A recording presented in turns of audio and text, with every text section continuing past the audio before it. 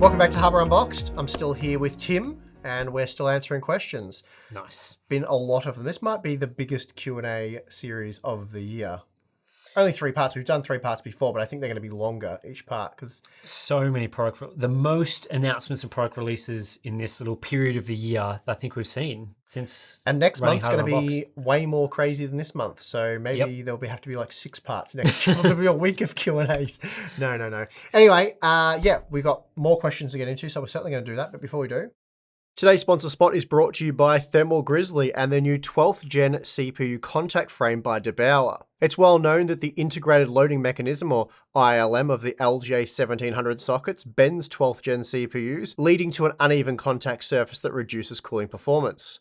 Solving this issue, the contact frame replaces the ILM, allowing for a much more even contact with the CPU's IHS and the base of your cooler, which in turn reduces operating temperatures. Installation's quick and easy, and thanks to the use of anodized aluminium, the contact frame is non-conductive.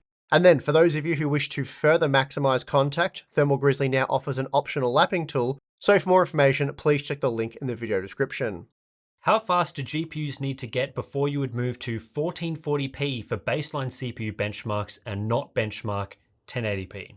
There's a few angles for this one, I reckon. Yeah, I was going to say, I'm not even sure that it's necessarily how fast GPUs need to get. It's a complicated subject, this one, and you can quite easily sound like you're contradicting yourself because there are contradictions here as to why we and many others like to use 1080p for testing, because there's a few things you want to be doing and they don't all align with one another. So when you're testing at CPU performance, you want to make sure that you're mostly testing CPU performance and you're not just testing how a GPU performs at 4K and all the CPUs are the same, because there are a number of reasons why, while people may argue that that's realistic testing, there's just as many reasons for why that is unrealistic and can be unrealistic opposed to lower resolutions. And, there's plenty of people that argue for 720p testing and they get really upset that we don't do 720p testing because, that shows more CPU limited testing conditions and can increase the margin between certain CPUs and paint a slightly different picture. I don't think it's that different for the most part, to be honest. I think 1080p is a happy medium, a nice compromise, a sort of the best of both worlds. So you push things to being more CPU limited while not being insanely unrealistic. I know there's people, again, that will claim that it is insanely unrealistic, but there's plenty of people that game at 1080p, and sure, while not all of them are using flagship graphics cards to do so, there's plenty of competitive gamers that are, and ultimately you want to test CPU performance. And it's not necessarily like, we use Spider-Man as a good example for testing CPU performance and memory performance and all that stuff at the moment, because it's a cutting-edge game that really leverages that hardware well, but it's not as applicable to Spider-Man, the game itself, because realistically, you're going to be cranking up the visuals in that. You in most configurations, you'll be pushing that towards being GPU limited. So showing CPU limited testing for that game's not terribly useless for that specific game, but it also shows us, it gives us some insight into perhaps future performance and other games where, because you can't always test, like, especially really CPU demanding games like a Battlefield 2042 or maybe a Warzone game. It's very difficult to accurately test those games in an apples to apples sort of setting. And it's even more difficult to test the most demanding aspects of those games. So we use other games to kind of simulate that. And I know it's not ideal, but it's an accurate way of doing that. Reliable. Yeah, I guess what I think of this is, I agree with everything you're saying. It needs to be it's kind of like the most CPU limited scenario you can get that someone potentially would still realistically use. And I think with 720p, we are well beyond the point where people are actually using that resolution. You can't really buy 720p displays anymore. They're not something that people are using. I'm sure someone in the comments is like, I've still got a 720p display that I use. But if you're actually buying a display today, it's not likely to be that resolution. Whereas I think 1080p, yes, most people are probably buying 1440p now because it's so cheap. There's still cases where you would buy a 1080p monitor.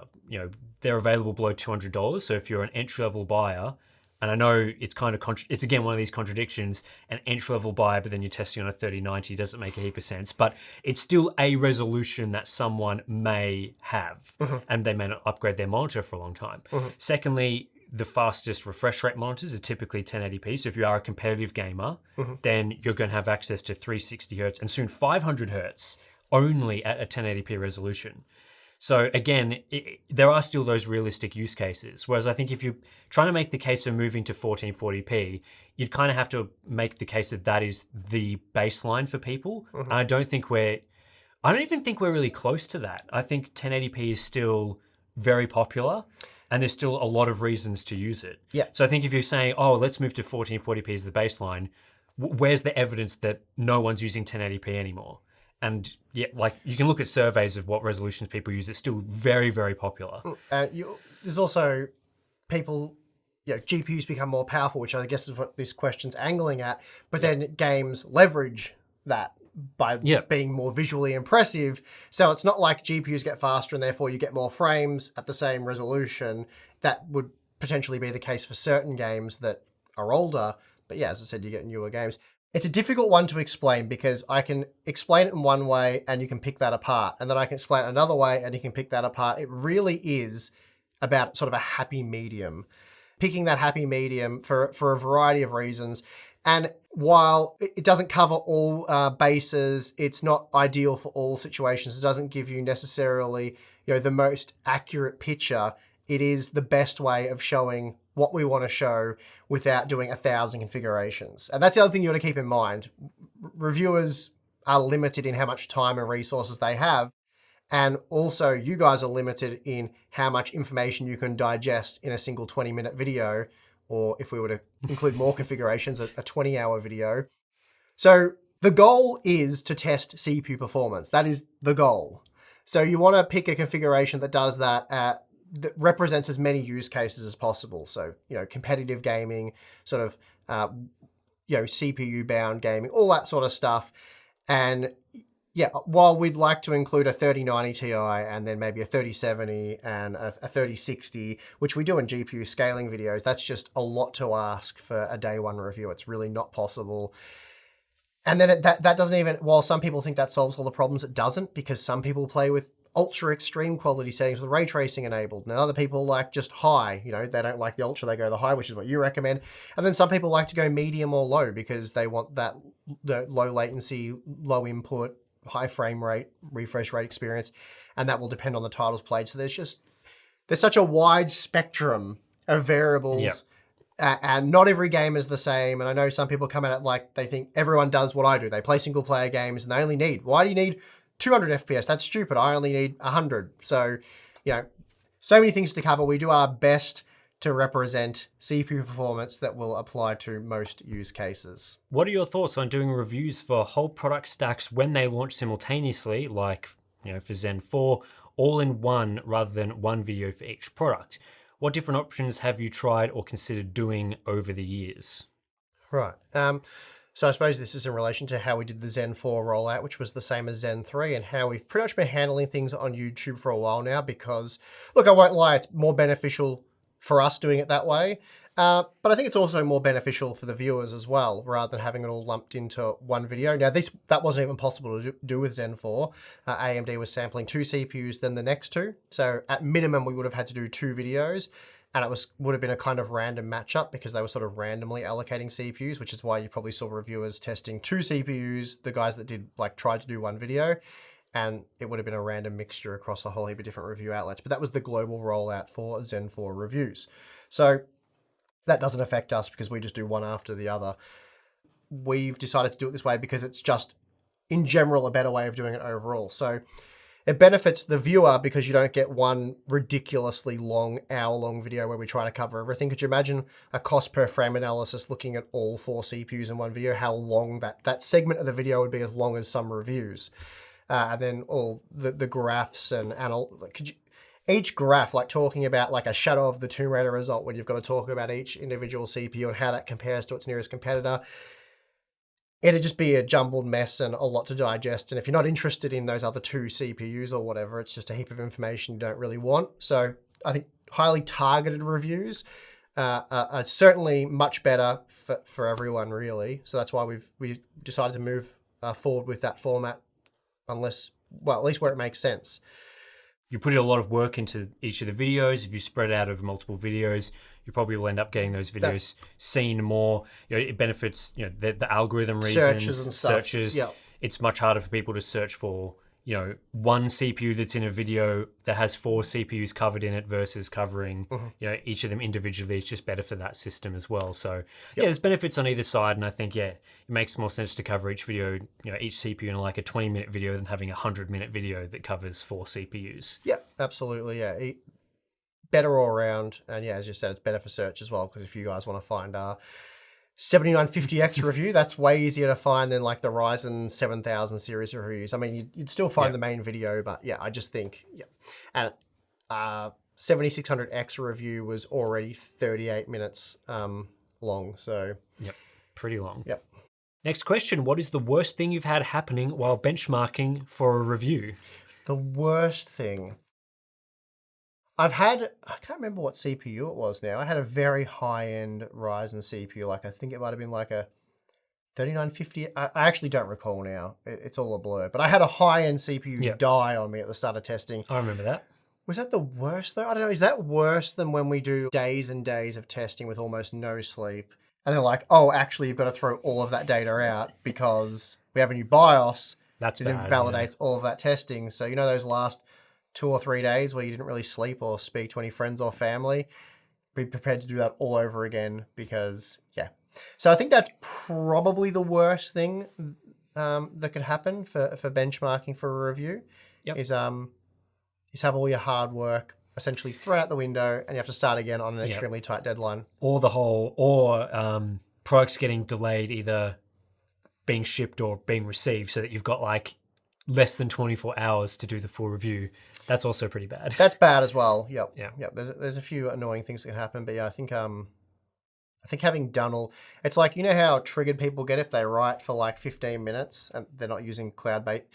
In the early 2000s when people used to write Word documents and they didn't Control S constantly and the computer crashed or you lost power and you lost a paragraph, how devastating that was that you had to rewrite that paragraph. Yeah, well, imagine 3-4 days of paragraph writing and having to throw it all out. Yep.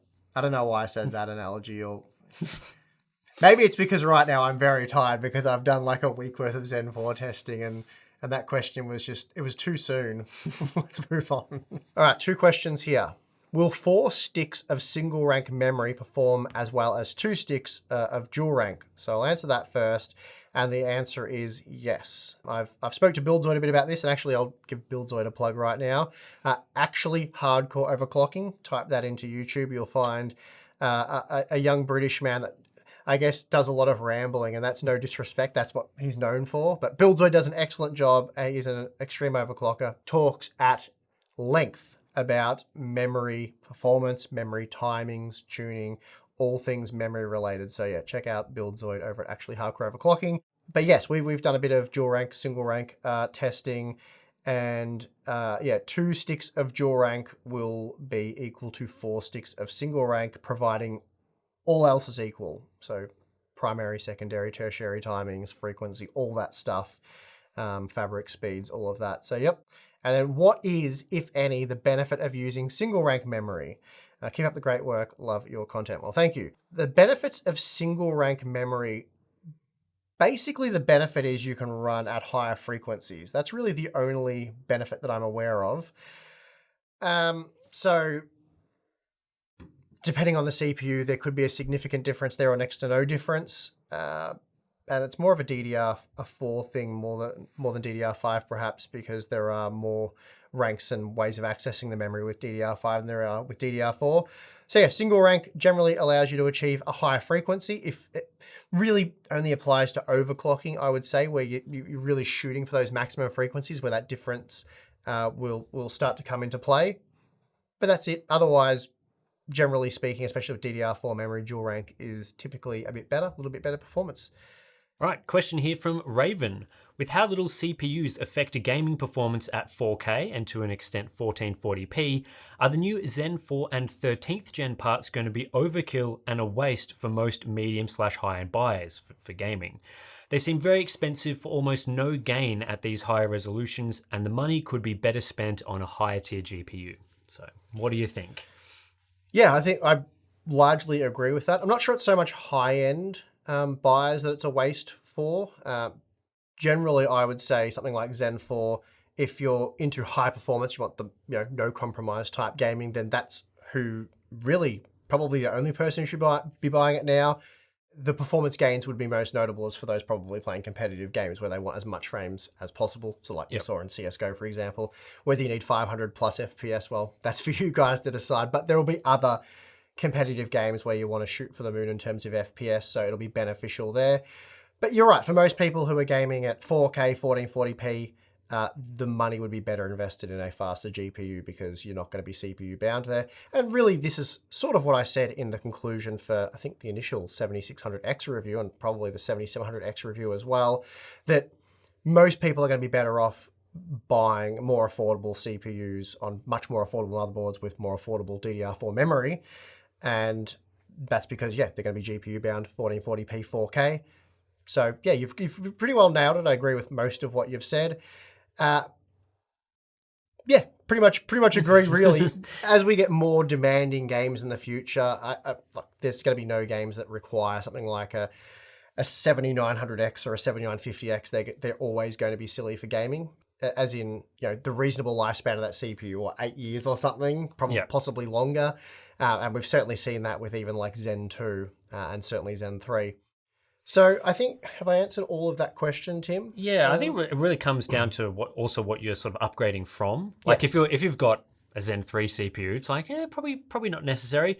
But if you're operating on an older tier CPU, then it's possible that at some high resolutions, not 4K, but 1440p in some titles, there's a chance that if you're on a really old CPU that you're going to start running into issues. So again, with all these questions, it depends on the balance of your system, like how old's your GPU versus how old's your CPU, where you're going to see those gains. And I think for some people, you would be tossing up in some situations, do I just slot in 5800X 3D or do I go for the new platform upgrade? And maybe that's not going to be the case now, but maybe, in 6 months to a year from now, Zen 4 is looking much more attractive for those people, in which case it makes more sense to do that sort of upgrade. But certainly if you're on a fairly good platform right now, I wouldn't say there's a lot of reason to upgrade. We'll re-explore this with the RTX 4090. I'll also do, there'll be 1440p and 4K testing there, so we'll get a better sort of handle on what you should do. But my advice right now, really, I've tried to make it quite clearly in my conclusions of all the Zen 4 coverage, is really don't buy now. We've shown you what it can do with what we have now under sort of the more CPU-limited gaming conditions. Overall, pretty impressive, I would say. I know there's differing opinions on that, but I think quite impressive. How that compares to Raptor Lake, we'll know shortly. But regardless, my advice is, even if you think Zen 4 is very, very impressive, my advice is not to buy now. Just hold out, see what Raptor Lake brings to the table, see how motherboard pricing trends over the next few months, DDR5, all that stuff. So, just want to make sure that that's clear, that I'm not saying I'm really impressed with Zen 4, run out and buy it now, because that's definitely not the takeaway from those reviews. Brett says, does the trend of hardware running warmer concern you? Not from a hardware degradation perspective since it's in spec, but more so from a perspective of making air cooling less viable and more heat dissipation making PC rooms warmer. So this is a great question because I think it sort of plays into the misconception of your room getting warmer because temperatures are higher. Temperatures of your CPU does not directly impact the heat output, which is kind of counterintuitive because you always think, it's running warmer, therefore it's producing more heat. But what actually produces more heat is a higher power output. So a higher wattage consumption of the part is what causes higher heat. And that causes your room to heat up more, causes more issues with other components. So you could have a 30 watt CPU running at 95 degrees if you really wanted to by putting a crappy little passive putting a cooler terrible cooler on it. It doesn't change the amount of actual heat output. It's still only running at 30 watts. So it's confusing, but it's, It is confusing. It's kind of like how, and this is the way I tend to think of it, the easiest analogy is when you go to a hardware store to buy a heater for your room, like a space heater or whatever, they're not advertised based on one being 100 degrees, another being 200 degrees. They're advertised on one doing 500 watts and one doing 1,000 watts. Yep. And that's because that is the thing that impacts the heat. And it's the exact same thing with CPUs. So it's converting electricity into energy as in heat energy. So the 95 degrees, it's like... But that's a perfect example. So if you've got a 400 watt wall heater, room heater, a natural convection heater, 400 watts, so it's consuming 400 watts from the wall and it's turning that into heat. If you have a computer that consumes 400 watts for the total system, it's putting the exact same amount of heat or very close to the exact amount of heat into the room. Yeah, exactly. So this sort of thing, the trend of hardware running warmer, that's not too much of a concern because it's kind of a meaningless number. The only real comparison you can make is it running warmer at the same wattage and at the same efficiency of the part? So it's like if you had one 170 watt CPU and another 170 watt CPU and one's running at a higher temperature, that may cause issues in terms of you're running into performance bottlenecks and whatever, but both of those parts are still going to produce the same amount of heat. Yep. One could be running at 50 degrees, the other at 95, and the heat output is still the same. So I guess the confusion there for the viewers is, so why is that? That doesn't make any sense. What you've just said is that if they're both using the same amount of power, they're putting out the same amount of heat into the room, but how can the temperatures be different? There's a disconnect. That doesn't make sense. In the example of Zen 4, we know through some work that DeBauer has done, we know that to be down to, or partially down to, or largely down to the contact between the IHS, or the IHS itself, and the dies on the package. So there is a thermal bottleneck there. The heat generated in the dies isn't being sucked out as efficiently as it could be, absorbed into the IHS, spread out, and then sucked out of that by the cooler. Why is that? Are AMD to blame? Maybe. Could it be something that's overcome with engineering and they solve for Zen 5? Possibly. It's hard to say, that's an AMD fault. They screwed up there. They shouldn't have done that, because we saw how hard it was for Intel to make those improvements over various generations. There could be very technical reasons for why they've had those bottlenecks and those problems due to manufacturing difficulties. It could be that by using a thinner, first of all, if they used a thinner IHS, it would have possibly messed with cooler compatibility, changed things there, maybe bending of CPUs and stuff like that. So there's structural concerns. There's so many things to consider. It's easy for us to sit here and criticize them and say it's unacceptable that there's a 20-degree loss there, but... And on top of that, it's a new process node that's denser. Yeah. And the more transistors in a small space you get, you run into heat density issues. Yeah. Where you've got the same amount of transistors that you used to have in a large space, you're suddenly putting them in a small space, consuming the same amount of power. It's much harder to get that heat out. It's also thermal monitoring and reporting. Yeah. So, while 95 degrees may seem extreme, it is a hotspot temperature, and it could be just one small part of the CPU rather, of one of the dies that is hitting that temperature. If they had have done like an average temperature across the die, it may have been much lower. I'm not saying that the reporting here and the monitoring is vastly different to Intel's. I actually don't exactly know for sure. But we have seen differences in the past with CPUs and GPUs where one appeared to be running much hotter than it was compared to another one, but the other one was underreporting because of the way they got to the temperature. So there's that to consider as well. With Zen 4, although it says it's running at 95 degrees, it's unclear of how much of the CPU is at that temperature. And it's not causing the fans on your heatsink to ramp up and go nuts. The platform knows that that's the target. So it knows that when you hit 95 degrees, that's not alarming and all the fans need to go to 100%, which is what the assumption has been from a lot of people I've seen in the comments. Another assumption I've seen is people go, what about AIOs? They're going to die because that's way too much heat for an AIO. But the water temperature in the AIO is nowhere near that. And even the base... And again, it's because of the wattage is impacting. Yeah, and there's the thermal bottleneck as well. So the actual copper base plate of your AIO isn't getting nearly as hot as what you'd expect it to based on that internal 95 watt peak temperature. A lot of variables to consider there. I don't think it's as crazy of a deal as we're seeing some people and potentially YouTubers make out, but it is early days, so we don't know for sure. There's a lot more testing and investigation to do, but AMD said it's by design, and you can clearly see that it's by design by the behavior of the CPU. Like it's they're not lying there. It's by design. Whether you think that's a good or bad idea, really, I don't think it's for you or I to say necessarily, because AMD guarantees that, and we don't have any evidence that CPUs are dying or motherboards are burning up in the socket or AIOs are boiling. As far as I can tell, of all the testing I've done so far, it works flawlessly.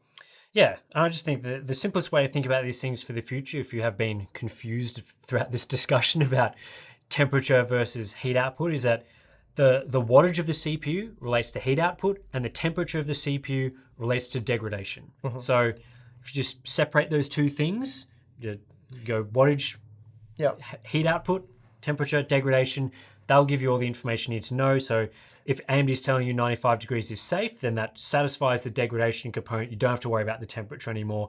And then for cooling, coolers are rated based on wattages, not temperatures. You won't see a cooler that says this is good for 95 degree CPUs. You'll see them based on 150 watt, 200 watt, whatever. So just make sure your cooler meets the rating of your CPU in terms of its power output, and you'll be perfectly fine.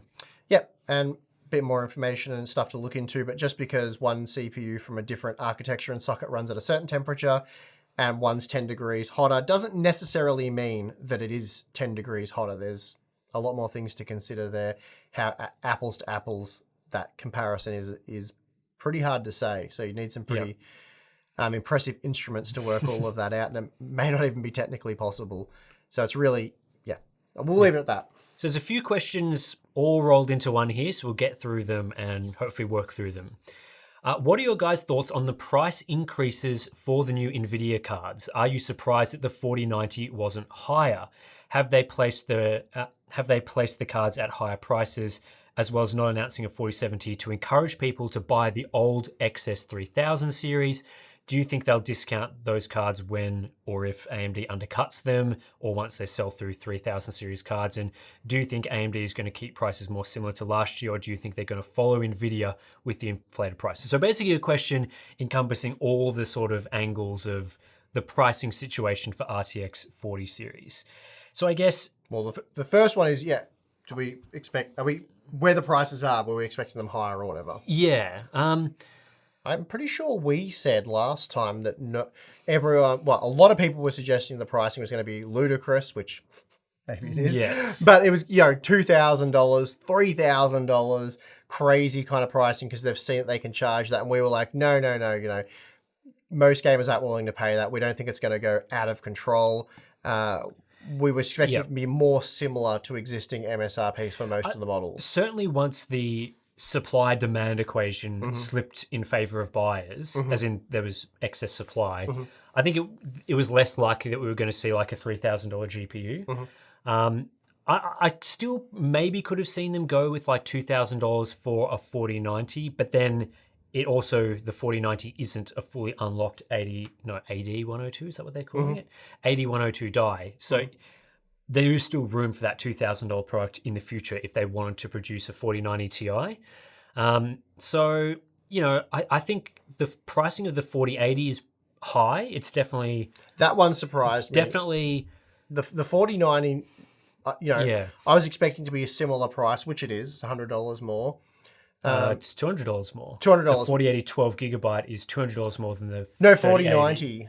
Isn't that $1,600? Yeah, $1,600. I was saying the 4080. No. I was giving a breakdown of the price. What I'm saying is the 4090. I was expecting that to be similar to the 3090, which it is $100 more. So that's pretty much. With you now. With you. Yep. Sorry, that's pretty much what I was expecting. And then filtering down, I agree. The 16 gigabyte 4080. I was expecting that maybe to creep up to like.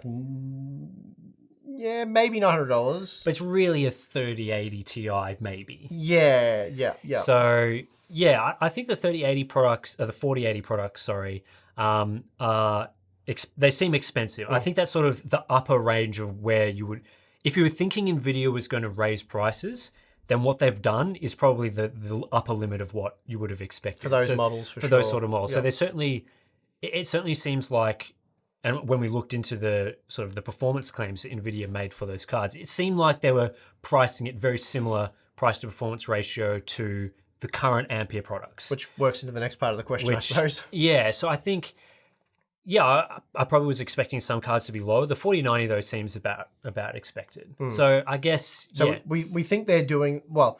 The theory is they're Yeah. doing that to move GeForce 30 series stock, and that certainly seems to be the play, which you wouldn't have thought they could necessarily do with RDNA 3 coming in, because AMD could, if they wanted to, put an end to that party.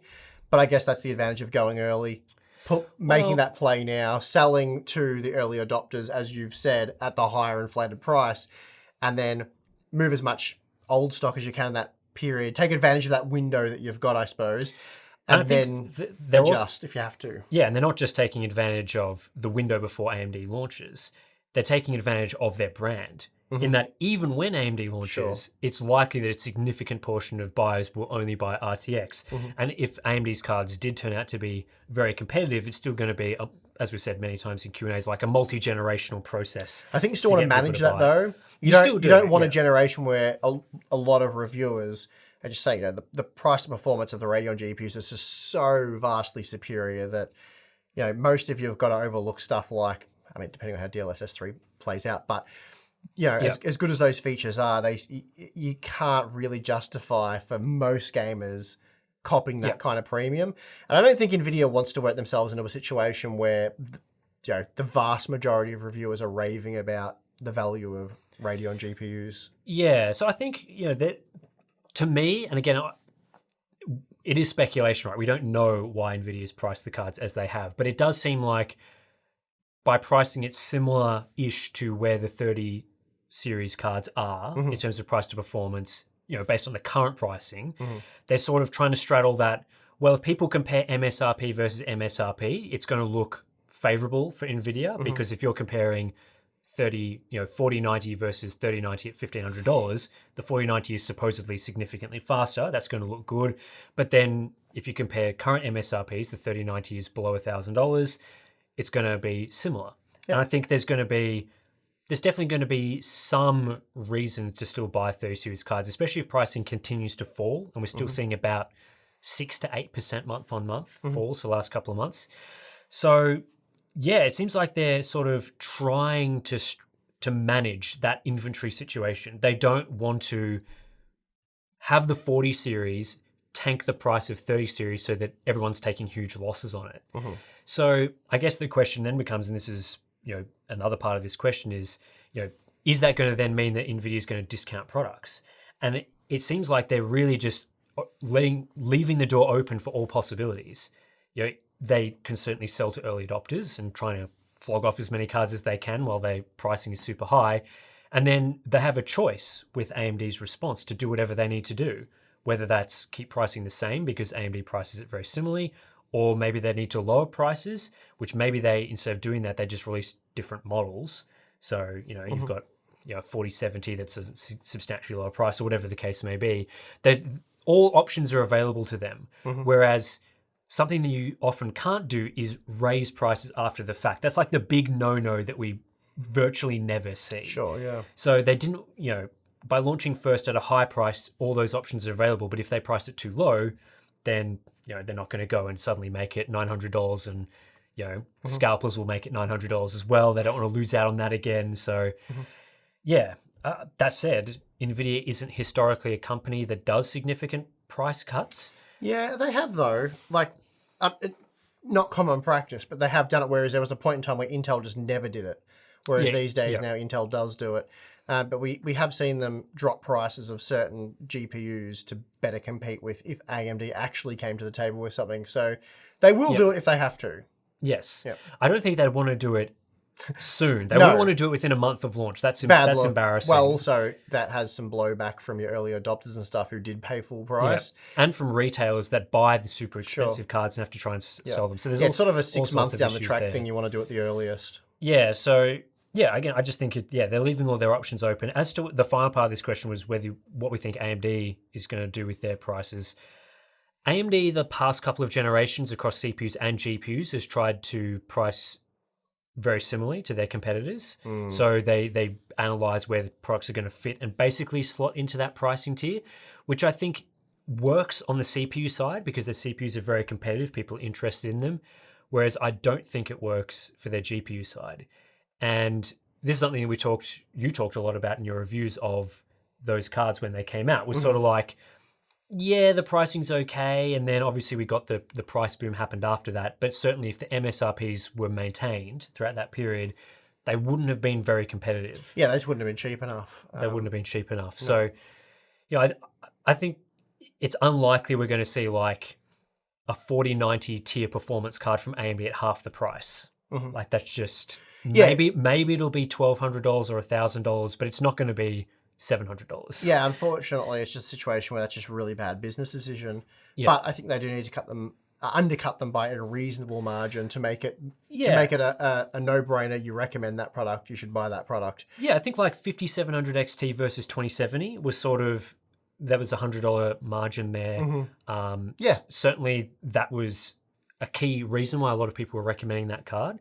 So I think that sort of margin is potentially something we would see where, the cards could be better value, but they're not like half price. Yep. No, what was that generation where they did come out with a high-end card that was like half the price? It was ages ago. I'm talking like a decade ago, like HD 7000 or one of those series. Honestly, 6000, whatever it was. Way, way ago they did that. But I think these days... Yeah. Well, they've seen that doesn't boost sales in the way you'd expect it to because of mindshare and all that sort of stuff, which is why it's a bad business decision. But anyway, we'll see what they do. There's certainly a lot of decisions they have to make because, as we talked about in the previous generation, I think building market share is more important than getting the quick, easy, high-end sales and having big margins. But then investors and shareholders usually disagree with that point of view. Yeah. So balancing act, I suppose. Balancing act for sure. Okay. With products like the 6900 XT coming down to an MSRP of $700 US, I don't think it's an official MSRP, but it's just the price is lower now. Would you say it's now a good value, so price to performance? I know the wait for next generation GPUs, but is there a value that you would find these previously dumb cards to be great? So I think we've talked in Q&As before and in a lot of the pricing update videos about the sort of sweet spot for buying these cards. And we've always talked about tier below pricing. So it's kind of like, you buy a 3080 and which used to be $700, but you try and find it for $500, the price of the 3070. That's where you sort of see that good value coming in. But I think with these super high tier products, you kind of need more than a tier below in pricing because the 6900 XT coming down to $700 is tier below pricing. It's the pricing of the 6800 XT. So many GPU names to remember these days now. So at $700 US is kind of like, well, okay, it's tier below, but you weren't exactly getting like tier above performance. You were kind of only getting, what was it, like 10%, 5 to 10% more performance than a 6800 XT. Yes. Yep, that's right. So I think when you're sort of looking at that and you see that product coming down to the MSRP of that card, it's like, well... What's the 6800 XT at? I think it's like $650 or something, or $600. Okay, so it's not much cheaper. Yeah. So that's when probably the 6900 XT would start to make sense if you were to buy now, which Yeah, but I sort of think, well, the 6800 XT is not tier below performance, tier below pricing yet. So it's kind of like... I wouldn't recommend people buying a 6800 XT because it's not $500 yet. Right. So would I recommend a 6900 XT that just matches the 6800 XT? It's like, probably not. So you're getting back to like where we're at 67, more like 66 tier performance and... Yeah, so I think if we started to see those cards, if we started to see a 6800 XT at tier below pricing, you'd be like, okay, that's good value. And then you see the 6900 XT for $700 and that would seem poor value in comparison there. So I think with those high tier cards, it really needs to be significantly lower. It's similar to like the 3090. I think ultimately as well, without knowing where RDNA 3 sits in terms of like models, pricing and all that stuff, it's hard to answer this. Yeah. Because we're going to get a lot more insight for sure in the next month or so. Yeah. That's our recommendation in general, isn't it? At the moment, there's so many hardware launches, you may as well just wait out for a month. Like the 6900 XT is not going up in price. No. It's not going to be $800 next month and you missed out on I think the worry was initially people had the assumption, we saw this so much in the comments, that they're going to run out of GeForce 30 series cards and RDNA 2 cards. They're going to run out, and then prices will start going back up, and it's sort of disaster all over again. But I think it should be quite clear now that that's absolutely not going to be the case, and they're just going to keep going down. They have got warehouses, at least from what we're still hearing, that they're really struggling to sell these cards. AMD not as much. Because AMD didn't produce as many cards, but certainly from the NVIDIA side of things, there's there's a lot of stock. A little bit of a tidbit I've heard from a few different people that there is a metric ton worth of 4090s. Yep. Lots and lots and lots. Actually, that might only be like 3 cards these days. But no, there's an alarming amount of 4090 availability for order. That's what I've heard. So... well, I think wasn't there rumors that the 4090 could have launched several months ago, but didn't? They've ramped up supply, and Nvidia are still. It's kind of like they're la la la la la. It's still mining boom. We can still charge money. We can still sell everything we can make, and they seem to be operating like nothing's changed. They're like, if we keep operating like nothing's changed, no one will notice, and our GPUs will get snapped up at amazing profit margins, and we'll sell amazing volume. So it seems like they're still operating that way. They're like, keep churning these things out at full speed. We'll keep the prices jacked up, and they'll sell like hotcakes.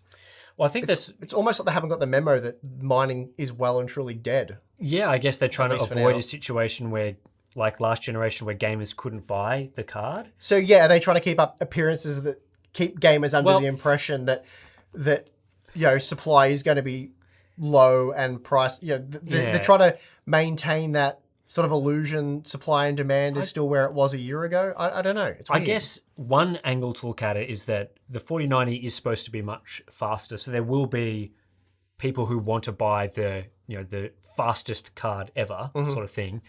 And I guess if they have massive supply to begin with, they could satisfy all those customers as quickly as possible. Yep. Because in previous generations, often if you wanted like a 3090, you had to really try and get in first, and otherwise you'd have to wait for a while. And I think with this generation, waiting is bad for NVIDIA, because the longer people wait, the more you run into RDNA 3, the more likely that used GPUs impact things. They don't get the profits from those inflated scalper prices either. So they want to make sure that every single person that wants a 4090, they can charge the early adopter tax on. That's, I guess, where my thinking would be on that. Yeah, that does make sense. But so you want a 4090? We are not going to let you wait for AMD to respond to this. We're selling you one at the highest possible price we can, and then we'll deal with whatever happens. So basically, they're hoping that reviews are highly positive, or people don't care and they just want a 4090 and they'll rush out and get one, and because they can, they will.